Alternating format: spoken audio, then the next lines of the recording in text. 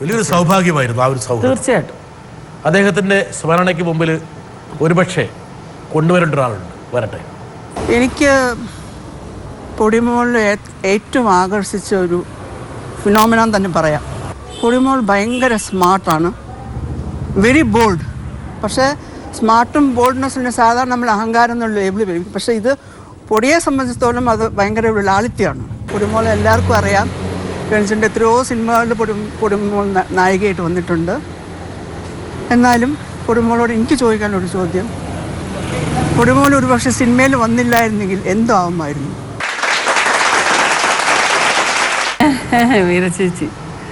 ചേച്ചി എന്നിടയ്ക്ക് പറഞ്ഞു, സാധാരണത്തിൽ ഇങ്ങനെയൊക്കെയുള്ള ബോൾഡ്നെസ്സും മറ്റു കാര്യങ്ങളൊക്കെ വരുമ്പോൾ അതിലെ അഹങ്കാരമായിട്ടാണ് ആൾക്കാർ കാണുമെങ്കിലും ഉർവശി അതിനെ ഒരു കെമിക്കൽ പ്രോസസ്സിലൂടെ ഒരു ലാളിത്യമായിട്ട് കൺവേർട്ട് ചെയ്യുന്നു. അതെങ്ങനെ, ആ ഒരു പ്രക്രിയ എങ്ങനെയാണ്? അഹങ്കാരമാവാൻ ഒക്കില്ല ബ്രിട്ടാസ്. എന്താ അറിയാവോ, ഞാൻ കുഞ്ഞിലെ കണ്ടവരാണ് മലയാള സിനിമയിൽ എല്ലാവരും. എന്നെ അറിയാവുന്നവർ, എനിക്കറിയാവുന്നവരെന്നുള്ളതിനെ കൂടുതൽ എന്നെ അറിയാം. നമ്മൾ പിച്ച വെച്ചതാണ് ആണ്. എന്നോട്ട് എല്ലാവരും വാത്സല്യമായിട്ട് സ്നേഹമായിട്ടും പെരുമാറിയിട്ടുണ്ട്. വഴക്ക് പറയുന്ന പോലും ആ വാത്സല്യത്തിൻ്റെ പേരിലൊക്കെ ആയിരിക്കും. അപ്പോൾ ആ എത്രയോ നാളെനിക്ക് ഡബ് ചെയ്യാൻ പറ്റിയിട്ടില്ല. കാരണം എനിക്ക് സംസാരത്തിലൊരു കൊഞ്ചൽ വന്നു പോകും. കാരണം ഇവരെല്ലാം ആ രീതിയിലാണ് നോക്കിയിരുന്നത്. ഞാൻ വീട്ടിലും ഇളയതാണ്.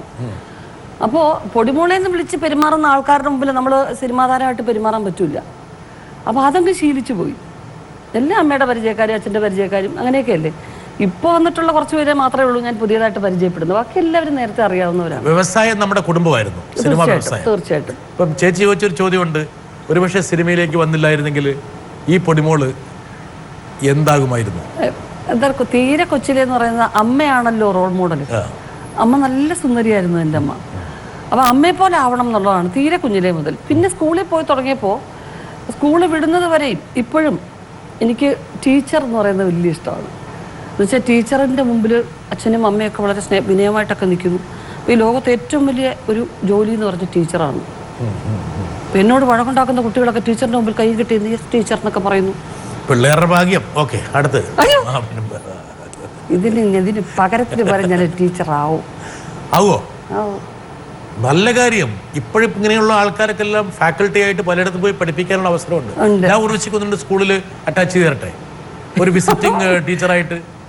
ഒരു ജോലി കിട്ടിയിട്ട് ഇവിടെ 4 ദിവസം ലീവ് എടുത്ത് വീട്ടിൽ സ്വഭാവം. ഒരു ജോലി കിട്ടിയിട്ട് ഇവിടെ കിടന്ന് ഉറങ്ങാന്ന് വിചാരിക്കുന്ന ആളാണ്.